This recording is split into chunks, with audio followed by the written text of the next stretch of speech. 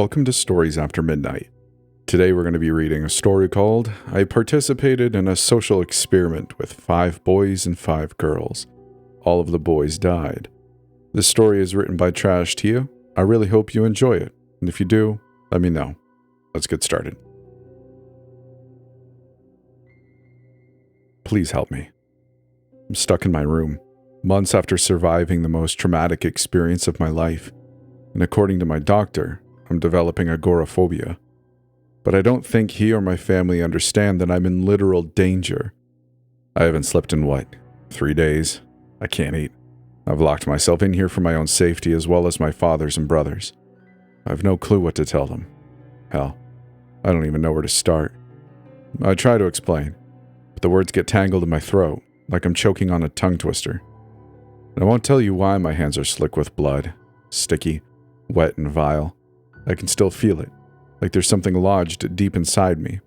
So deep, not even my dad's penknife can reach it. I spent most of the week hunched over the bathroom sink, watching dried blood swirl down the drain like tea leaves.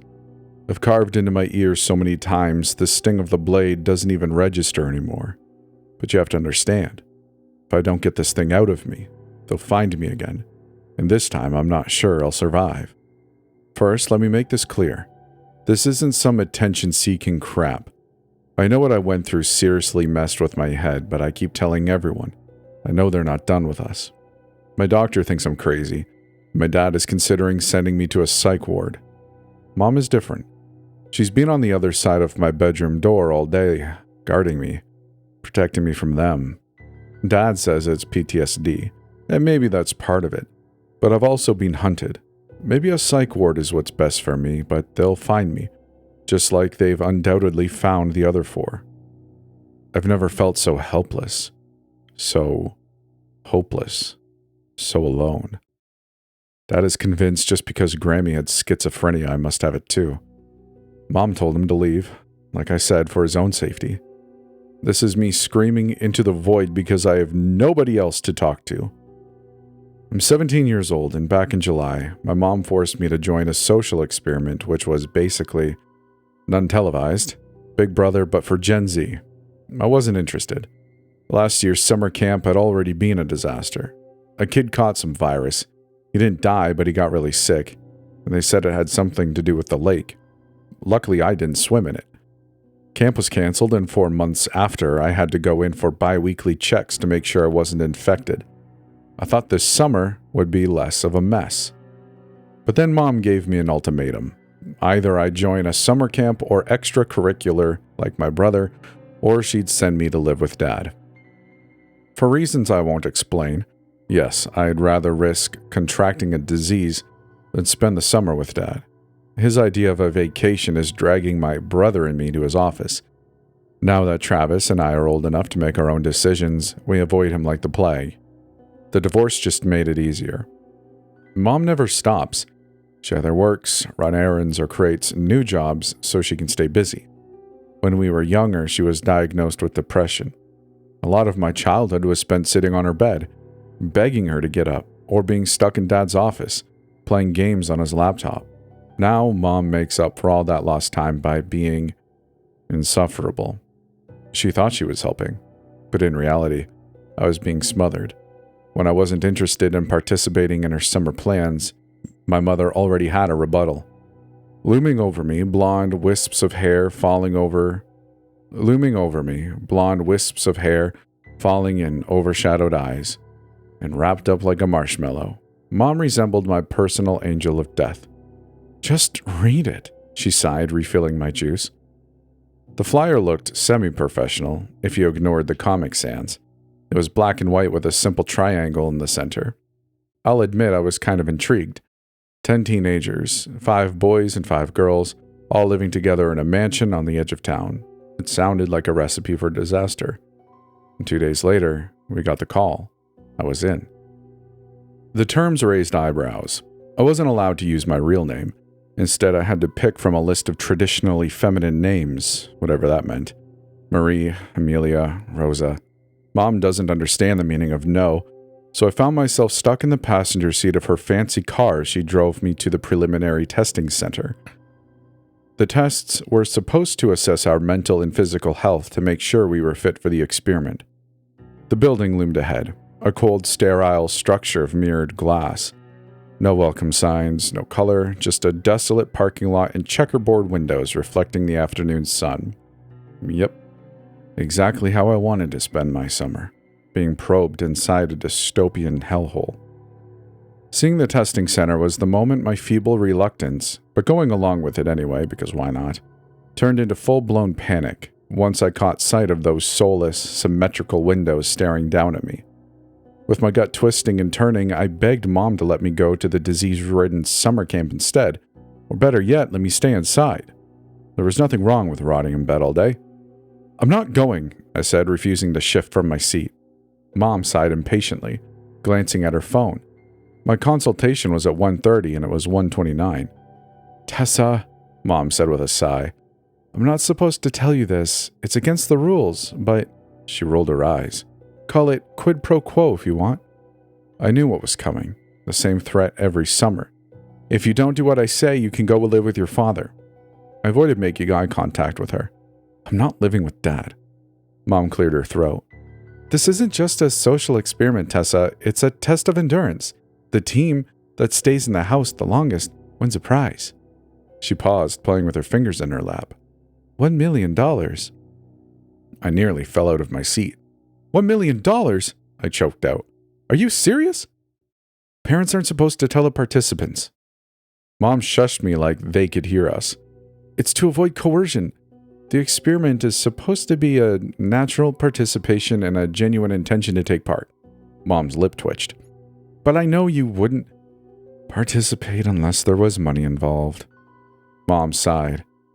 "Is this the wrong time to say you remind me of your father?" She was sneaking panicked looks at me, but I was already thinking about how $1 million would get me through college without a dime from Dad, who was using my college fund to drag me on vacations. I snapped out of it when Mom not so gently nudged me with a chuckle. "Between the 5 of you?" she reminded me.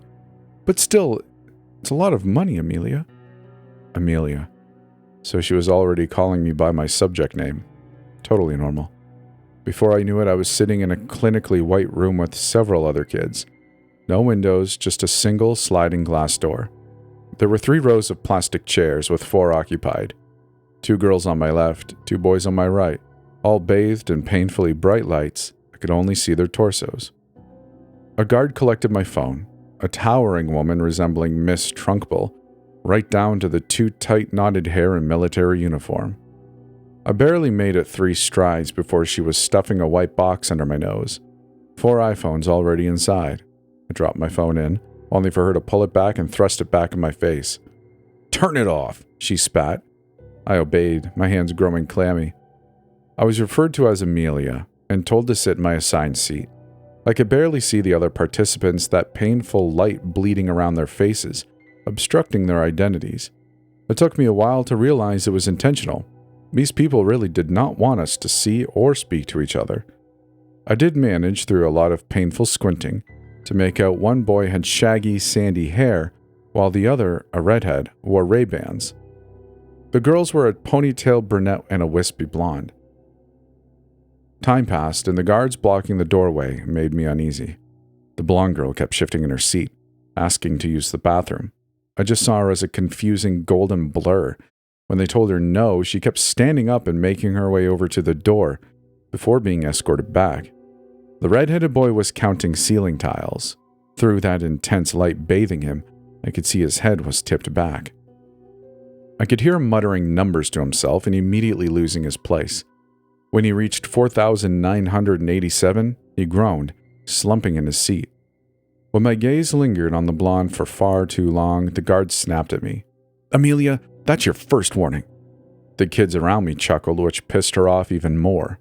"If you break the rules again, you'll be asked to leave." Her voice dropped into a growl when the boys' chuckles turned into full-blown giggles.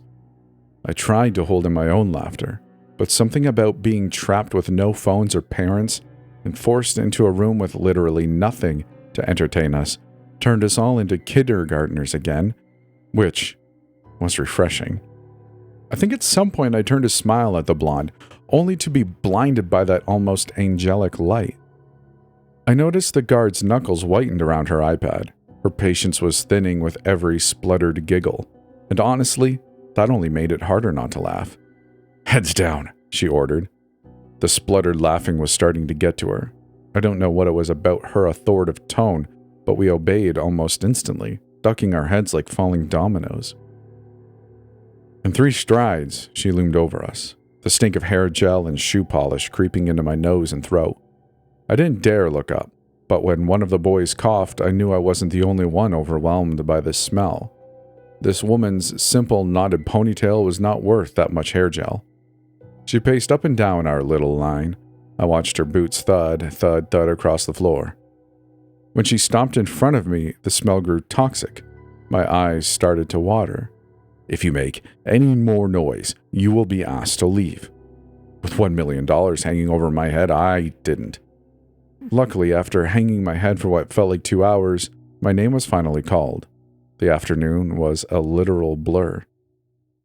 I was welcomed into a small room and told to perch on a bed with a plastic coating, the kind they have in emergency rooms. I went through my usual checkup. They measured my height and weight and drew some blood. According to the man prodding and poking me, my physical health was perfect. During the mental health tests, I answered a series of questions about my well-being, confidence, social life, relationships, and overall attitude toward life. I studied the guy's expression as he ran through the questions, and I swear he didn't even blink. He looked about my dad's age, maybe a little younger, with a receding hairline. He wore casual jeans and a shirt under a white coat. "All right, Amelia, your preliminary tests are looking promising so far," he said, standing and offering me a kind of, if slightly suspicious smile. It looked almost mocking. "You're probably not going to like this part, but I can assure you this is simply to protect subject confidentiality." He nodded reassuringly. I tried to smile back, but I was definitely grimacing. He turned his back and rummaged through a drawer, pulling out a scary-looking shot. I hated needles. My gaze was already glued to the floor, calculating how to dive off the bed without looking childish. I jumped when a screech echoed from outside, reverberating down the hallway. It was one of the guys. Before I could move, the doctor was in front of me, his warm breath in my face. "Open wide, Amelia." I did, opening my mouth as wide as I could. He chuckled. "Your eyes, Amelia. Open your eyes as wide as you can and try not to blink, all right?" Another cry echoed, louder this time. The same boy. Thundering footsteps pounded down the hallway. "No, let me go. Get the hell off me. I don't want to." I found my voice, though it came out as a whimper. "Is he?" "We're having slight trouble with one particular subject," the doctor murmured, his gloved fingers forcing my left eye open.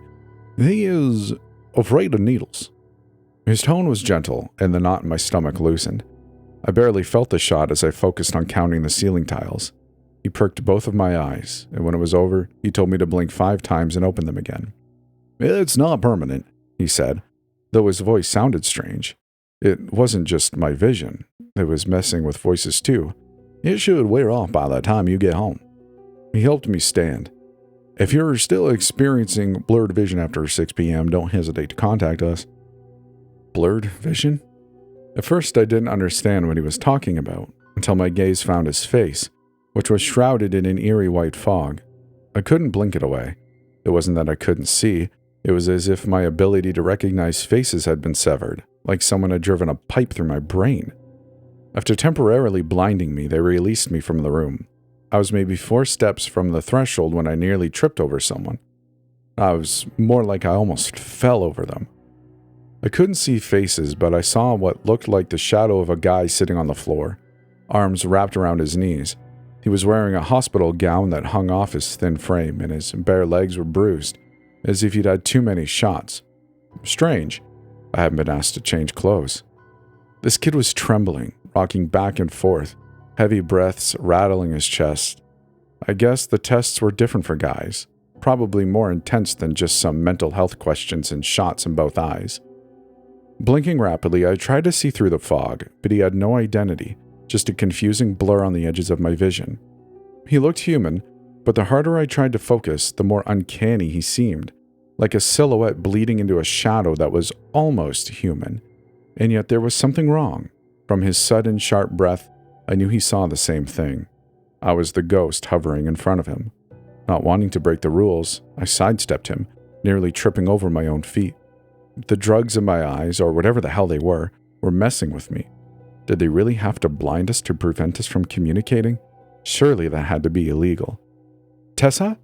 The voice was drowned of emotion, of humanity, masking any real emotion, but I could still hear his agony, his desperation, and his joy. When bony fingers wrapped around my arm, nails digging into my skin, I froze, not just from the touch, but from his agonizing wail that followed. He was crying, but it didn't sound human, like a robot was mimicking the tears of a human being. "It is you," he whispered, his voice splintering in my mind. How did the stranger know my real name? Something ice cold crept down my spine. Could he see me? I stepped back. His fingers slipped from my arm one by one. He swayed, and so did his foggy, incoherent face. His torso was easier to make out. The boy was skinny, almost unhealthily so, his clothes hanging off him. "Don't move," he whispered. "They're watching us." I was aware I was backing away before he was suddenly in my face, his breath cold against my skin. Too cold. "You need to listen to me, because I'm only going to say this once." I noticed what was sticking from his wrist, a broken tube still stuck into his skin. He'd torn out his IV. What did this kid need an IV for? "Shh," he whispered. "I didn't say anything," I replied. He laughed, which was a strange choking sound through a robotic filter. "You sound like a Dalek," he giggled, barely holding himself together. Then, without warning, he grasped my arm tighter, drawing a small screech from my throat. "They keep calling me." What's the word again? His laughter turned hysterical, nearly toppling him over. It was drowned out by more screeches, probably from the drugs masking his real laugh. He leaned closer, forcing me against the wall, breath hissing in quick bursts. "You know?" he laughed. His blurry form swayed to the left, then to the right, sweat-soaked curls sticking to his forehead. "Aw," he growled, breaking into another giggle. "That's what they keep calling me." The boy who knew my real name didn't stop to talk. Instead, he flicked my nose before catapulting into a run in the opposite direction. The doors flew open and a group of guards charged after him. After that weird encounter, I somehow found my way back to my mother, who was also a blurry face. She hugged me and asked how it went. I told her I didn't want to continue, and of course she was like, "Well, you haven't even given it a real try, Tessa. It might surprise you." I was too disoriented to tell her I was partially blind. Thankfully, the blur wore off after an hour, as soon as we left the testing center. Mom was reluctant to pull me from the program until I told her they stabbed me in the eye and temporarily blinded me. I had to beg her not to go back and murder that doctor. Mom was all ready to be insufferable again. But this time I actually wanted her to act like a mama bear. But once a contract is signed, not even a parent can break it. So it was either I participated in the experiment or my mother would be sued. That's how I found myself standing in front of a towering mansion under a dark sky. The place was beautiful, but had a macabre Addams Family vibe. I'm not sure how to describe it because my clumsy words won't do it justice. It was a mix of modern and ancient, crumbling brick walls paired with sliding glass doors. A towering statue of Athena loomed over the fountain in front of me. I snapped a quick photo with my phone, captioning it, "Prison," for my 100 Instagram followers, before another female guard promptly confiscated it. All of the guards were female, I noticed. No men? I was only allowed one suitcase for clothes and essentials, so I dragged along a single carry-on. The organizers were a brother-sister duo of young scientists named Elizabeth and Nathaniel. They looked and acted like twins, finishing each other's sentences and mimicking expressions, which was unsettling. Elizabeth was the outspoken one, and she refused to call me by my real name outside the experiment. She was stern-looking, with dark hair tied into a ponytail so tight it probably gave her headaches. Nathaniel was quieter, not really a talker. His smile never quite reached his eyes. He looked disheveled, to say the least. His white shirt was wrinkled, thick brown curls hanging in half-lidded eyes. Nathaniel reminded me of a college kid, not a scientist. I greeted them with a forced grin, well aware that I was practically being coerced into this experiment to keep my mother out of legal trouble. Elizabeth kept asking, "Are you excited?" So I played along with, "Yes, I'm so excited to be stuck in a mansion with strangers for 3 months." When the others arrived, we were separated into 2 groups, boys and girls. I wasn't a fan of immediately being divided. I recognized a couple of the kids from the testing center, which were the redhead and ponytail brunette.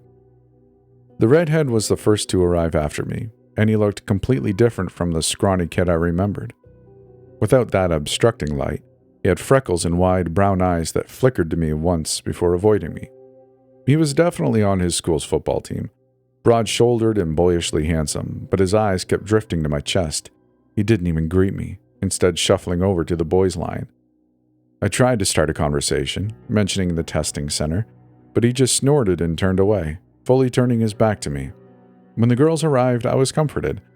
Abigail, the anxious blonde, who was definitely the girl from the testing center, greeted me with a hesitant hug, instantly making her my favorite person. Esme, the ponytail brunette, was quick to pull Abigail away from the boys' prying eyes. Esme was tiny but had a big personality. The moment she stepped out of her Uber, she grinned at me and introduced herself as the future president of the United States. The last 2 girls were Rhea and Jane. Rhea was the influencer type, acting as if we should all recognize her on sight. Jane was exactly what her name suggested, plain Jane. She wore a white-collared shirt, a simple skirt, and a matching headband. I didn't fully get to know the guys that first day, but I did catch their names. Freddie was the guy who would not stop talking about his dog. The only way I can describe him is to imagine Tom Holland's Spider-Man, only with a Long Island accent. He greeted me with a grin before somehow tripping over his own feet. Then there was Adam, a quiet, laid-back guy who definitely smuggled weed in his pack. His trench coat practically screamed a pretentious film student. He wouldn't shut up about wanting to show us his collection of Serbian films. John, a Southeast Asian kid, was the joker of the group. His magic tricks were surprisingly good, leaving us all speechless. And finally there was Ben. We stood apart from the group, his eyes narrowed. I figured I was being paranoid, but he was definitely assessing each of us. He watched Freddie jump around like a child, and John, not so subtly, flirting with Abigail. This guy was definitely a sociopath, I thought. He was calculating each of us. When his penetrating gaze found mine, I averted my eyes. Then there was Mr. Ignorant, Kai. He wasn't as bad as I initially thought, though. When we headed inside, he apologized. "Sorry about earlier," he said, fidgeting with his hands. I don't know why I did that." After that little exchange, Kai became an unlikely friend. The rules were simple. Live in the house without adults for 3 months. The organizers explained that we would be monitored the entire time, and whichever group stayed inside the house the longest would win the $1 million prize. We were allowed 1 hour of outdoor time per day, with mental and physical health specialists on standby. Just like I thought, Ben, not knowing our personalities, took charge, gathering everyone in the foyer to assign sleeping arrangements. Girls upstairs, boys downstairs. The first month was surprisingly fun. All 10 of us got along, setting up house rules and a rota for cooking. With Freddie, an unlikely chef, we ate like royalty. There were friendships that blossomed and not much flirting, which I expected. It felt more like a summer camp than a social experiment. The mansion was huge, with 10 bedrooms, 4 bathrooms, and even an indoor pool where I spent most of my time. I had my own little circle, Abigail, Kai, and me. Abigail confessed that she was an orphan, and Kai admitted he struggled with body image issues and the pressure to be perfect for his parents. Those days with the 3 of us lounging by the pool were nice. Freddie joined us sometimes, diving into the pool and immediately ruining the conversation. Our little personal heaven started to spiral when we ran out of luxury items. I vaguely remembered being told when we ran out. It was everyone's fault. Ben kept sneaking snacks up to his room, and Freddie was stealing for him because already that sociopath had the poor kid wrapped around his little finger. John baked cakes that no one ate except him, with way too much frosting. Even Abigail and I held picnics by the pool with expensive cheese and chocolate, so we weren't innocent either. However, Freddie got the most blame, since he admittedly was a little too obsessed with making every night a celebration. Ben started yelling at him, but it was Ben who insisted on making a luxury 10-cheese pasta a week earlier. When the essentials became our only food, we tried to ration them. John helped Freddie portion meals, and Abigail and I started noting down every food item. I concluded that as long as we stuck to our rations, we could live comfortably for the duration of the experiment. Then the boys threw a midnight party. They blew through nearly a week's worth of food in one night. I dragged a disheveled Kai out of Ben's room, which stunk of urine, and demanded to know why they'd done it. He just laughed, spit in my face, and shouted, "Who wants to mattress surf?" And that was the start of the divide. Esme called a house meeting and proposed a truce with Ben, the boys' leader. We agreed to split the food equally, and Esme even drew a yellow line on the staircase, making the divide official. Boys were downstairs and girls were upstairs. I tried to talk to Kai, standing on opposite sides of the yellow line, but he just stared at me with a dead-eyed grin. He wasn't listening to me, bursting out into childish giggles when I tried to talk to him. It was like talking to a damn toddler. When I shoved him, he snapped. Uptight bitch. Kai's behavior became increasingly more erratic. He emptied the inside pool. How? I have no idea, so I couldn't go for a swim. Then he declared it the boys' pool, and no girls were allowed. Freddie, who had turned into this cowardly freak, became the boys' messenger. He passed to me a message from Kai, asking me to meet him in the foyer at 3 a.m. I actually believed it, until Esme calmly dragged me away, telling me there were 5 boys covered in war paint and armed with eggs. By the second month, everything fell apart. The boys ran out of food and started stealing ours. They became more akin to animals, aggressive and unpredictable, destroying everything in their path. They stopped showering and washing their clothes, moving in a pack formation. Freddie, who once seemed sweet, grew violent when Abigail refused to hang out with him. He screamed in her face before throwing food at her, food that we needed. Adam and Ben ruled the boys' side of the house like kings, sending Freddie running around like a pathetic damn messenger pigeon. He was so obsessed with being accepted by the boys. This kid had become their lapdog.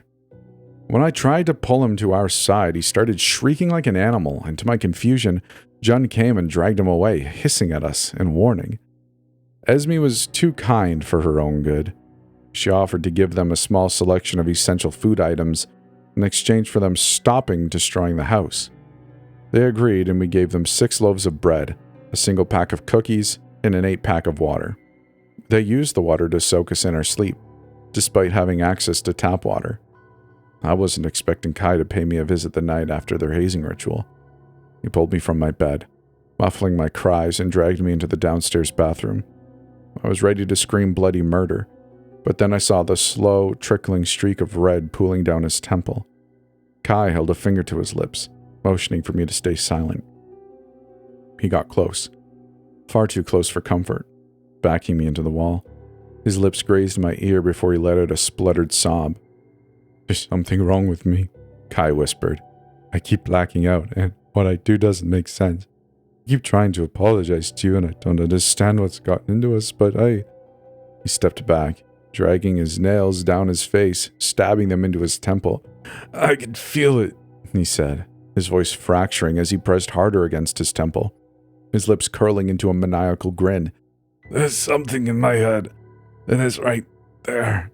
I can't get it out of my head."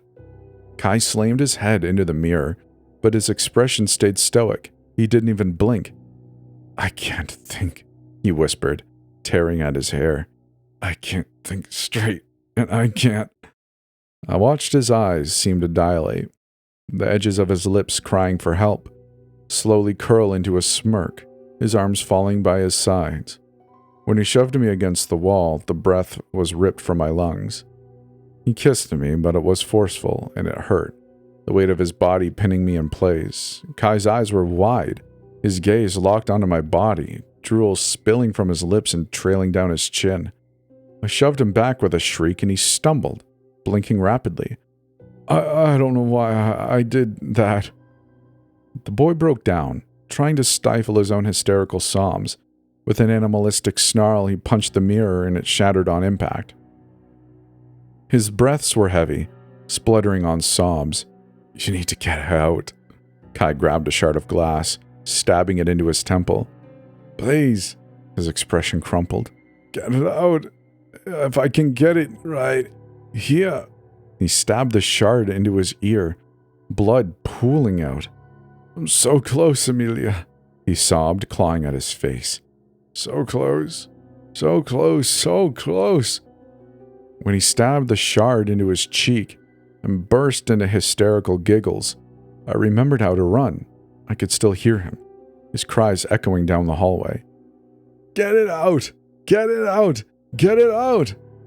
That night, after no communication from the outside world, I made sure to lock the 5 of us girls in Abigail's room. I was terrified of Kai. And as the night went on, the boys began to thunder upstairs, wolf whistling and laughing, pounding at our door. I wasn't sure when and how I'd managed to fall asleep, only to be awoken around 4 a.m. by a screeching sound and Elizabeth's voice calmly telling us to keep our eyes shut and leave the premises. And no matter what happened, we could not open our eyes. But I didn't have to see. I could already feel it, something sticky pooling between my bare toes as we left our room. Elizabeth's voice led the 5 of us downstairs, and I'll never forget the sensation of slipping in something wet and squishy, that oozed and slicked the back of my bare soles. 24 hours later, we were informed that all 5 boys were dead, presumably killed by an animal that had gotten in. But that wasn't true. For 2 weeks, I stayed in the facility for more tests. Elizabeth and Nathaniel told us to be as honest as possible, but when the other girls started to speak up about that night, they were promptly removed from group therapy. Esme was the first. The girl who I looked up to broke into a hysterical fit, attacking 3 guards. The next time I saw her, she wore a dead-eyed smile. I did try to ask her about that night, only for her expression to go blank, her smile stretching wider and wider, almost inhuman. I didn't even realize she lunged at me until Esme was straddling me, her hands around my throat. Something wet hit my cheek. Drool. Esme was drooling. I stayed quiet and pretended to take medication. I was prescribed for trauma. Spitting them down the drain. I didn't tell them, the people in white prodding me, that I lost myself, lost time, and for a dizzying moment lost complete control. The people in white tell me I woke at the sound of the alarm, but that wasn't true. I just remember rage. That was agonizing, tearing through me like poison. I remember awakening to animal-like screeching. I was curled up inside a sterile white room, my knees to my chest, sitting on a plastic chair. I felt perfectly clean, and yet Kai's blood was dried under my fingernails, slick on my cheeks and dripping from my lashes. He was all over me, staining me, painting my clothes to my flesh. His entrails were bunched in my fists and twined between my scarlet fingers. Rage. What he had done to me played like a stuck record in my head. I was half aware of my fingers scratching at the plastic of the chair. I could hear the other girls screeching, ripping the boys apart, and the stink of flesh. The sweet aroma of blood thick in the air made my mouth water. I was on the edge of my seat, spitting out fleshy pieces of Kai's brain stuck between my teeth. I think I'm going crazy.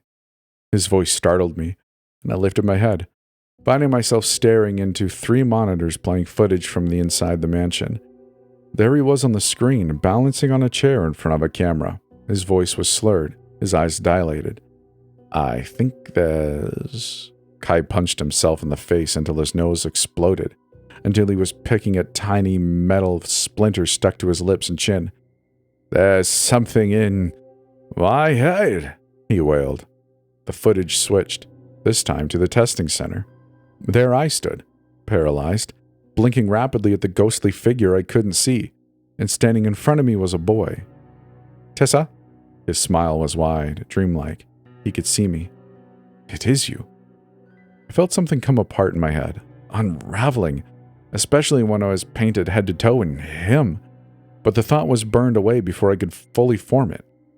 The footage flickered to a smiling Elizabeth with her arms folded. It's okay, Amelia, she said. We all knew the girls were going to come out on top. From the moment we were born, women are made to be the hunters, while men, who of course mentally devolve with animal-like traits, are the hunted. She laughed, only for Nathaniel to grumble something behind her. Proving this to my stubborn brother was of course a chore, but now he knows. Elizabeth's eyes were manic. The future is female. Women will climb towards the top of the food chain while men, our pathetic little boys, will regress to mindless beasts. I took in every word, squeezing entrails between my fists. All right, Amelia. I want you to repeat what I say, all right? Then you can go finish your meal. I bet you're excited. She leaned forward. I'm sure you're looking forward to stage 2 of the experiment. Now what happens when the hunted fight back? The woman clapped her hands together. Even better. Why don't we see what happens when the hunters are let out of their cage? Just get on with it, Nathaniel said from behind her. Stop gloating, sis. I found myself mimicking Elizabeth's smile, my lips spreading wider. It was a bear that killed the boys, she said in a sing-song voice. I copied her, the words rolling off my tongue perfectly. It was a bear. When the sliding glass door opened, releasing me back into the house, Freddie stumbled past me, like clockwork. The girls surrounded him in a pack. Abigail was the first to lunge, leaping onto his back with a feral snarl. Esme followed, and then Jane. I don't remember much past that moment, but I do remember Freddie's blood sticking to my skin, ingrained and entangled inside me. Elizabeth's voice in my head said it was good. Pieces keep coming back to me, drenched in red. I see each of the boys that were torn apart. I see their terrified faces. And I ask myself why my brain won't let me mourn them. Instead, when I think of what was left of Ben's head caught between Esme's teeth, I only think of an unfiltered, writhing pleasure that creeps up my spine and twists in my gut, bleeding inside my brain. Why did my brain like it? The day I was released from the testing facility, I forgot my bag. Mom told me to go back and get it, and I did, though not before peeking into the room on my left, where I had been staying. Unlike my room, which had a bed and wardrobe, this one held a glass cage. Inside, a boy curled up like a cat, dressed in clinical white shorts and t-shirt. Something was stuck under his arm, just below his shirt sleeve. It looked like a needle, no doubt pumping him full of something. I took a single step over the threshold, a mistake. The instant I moved, he sensed me, diving to his feet and slamming himself headfirst into the glass. It took me a moment to fully drink this boy in. His eyes were inhuman, milky white filling his iris. There was no sparkle of awareness, all human features replaced with something feral, like I was looking at a rabid dog.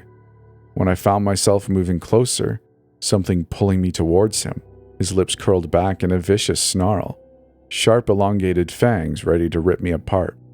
Strangely, I wasn't scared. Instead, my body took over. In 3 strides, I stood with my face pressed against the glass. Something was familiar about him, but I couldn't put my finger on what it was. Like a version of me that was suppressed and pushed down, did remember him. The boy jumped back with a hiss, then leaned forward instantly to sniff the pain. Something inside me snapped and I hissed back at him. His stink overwhelmed me, suddenly, thick and raw. Threat. The feeling was foreign, and yet I couldn't say I hadn't felt it before. Before I could stop myself, my body was lunging into the glass, an animalistic screech tearing from my lips. I couldn't control it. Suddenly, hunger and thirst overwhelmed me. My gaze locked onto his throat where I sensed a healthy pulse. The boy cocked his head slowly, studying me. He opened his mouth to speak, but his words were tangled and wrong, blended together. That snapped me out of it. He snapped his teeth one more time as if warning me, before stepping back and resuming his position curled into a ball. When logic returned in violent splutters, whatever had taken over me faded. Hey, I tapped on the glass, and his head jerked, like an animal's ears twitching. He only offered me an annoyed snort, burying his head in his arms.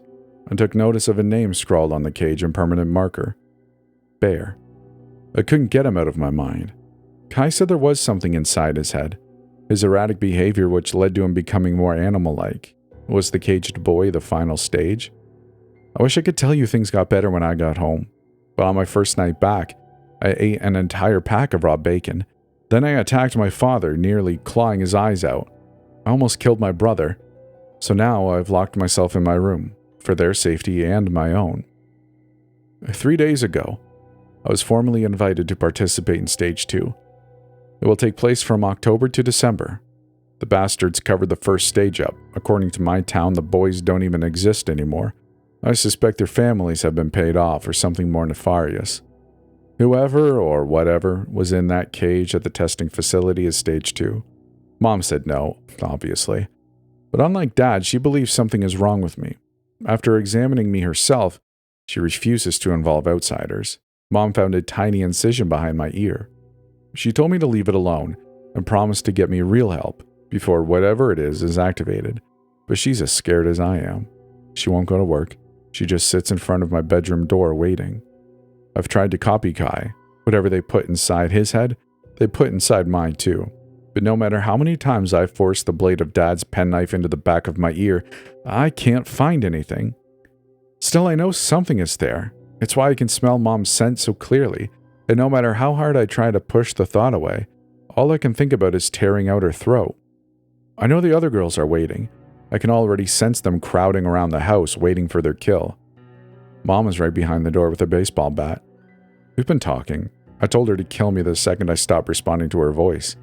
She's not going to let anything or anyone hurt me, but I'm terrified she's going to have to use her weapon on me, or one of my girls, because I don't think I'm her daughter anymore. I don't think I'm human anymore. And that's the end of the story. I really hope you enjoyed it. If you did and you're on YouTube, maybe like the video and comment. Let me know your thoughts, because one by one we can rise up against this YouTube algorithm that is trying to keep us down, okay? And together we will overcome. So thank you for listening.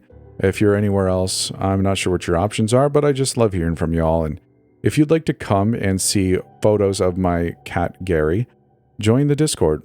And if you'd like to see photos of my cat Gary and thoughts about my cat Gary, support my shawarma addiction and pizza addiction, well, there's a Patreon for that too. And I appreciate you if you are a Patreon member. Thank you for doing that. Your generosity obviously is just greatly appreciated. And I guess with that said, I hope you enjoyed yourself here, and maybe we'll see you in the next one. Anyways, take care now. Bye-bye then.